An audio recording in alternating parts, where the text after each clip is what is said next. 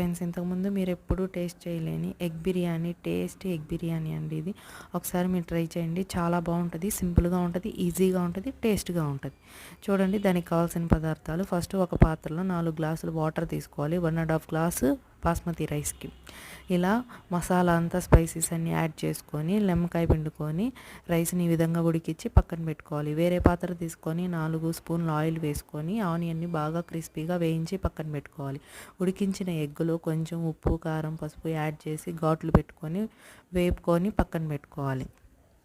బాగా ఫ్రై చేసుకుంటే టేస్ట్ బాగుంటుంది. దాంట్లోనే 3 టమోటాలని ప్యూరీ చేసుకొని, ఇది మసాలా అండి, దాంట్లో అల్లం వెల్లుల్లి పేస్టు, పెరుగు, పచ్చిమిర్చి చీలికలు, ఆనియన్ ఇవన్నీ యాడ్ చేసుకోవాలి. ఆ తర్వాత బాగా ఇది విధంగా ఉడికిన తర్వాత మనం ఉడికించిన రైస్ని లేయర్లుగా యాడ్ చేసుకోవాలి. ఫైనల్గా కొత్తిమీర, పుదీనా యాడ్ చేసుకోవాలి. ఇదిగోండి, ఫైనల్గా మనకి ఎగ్ బిర్యానీ రెడీ అయిపోయింది.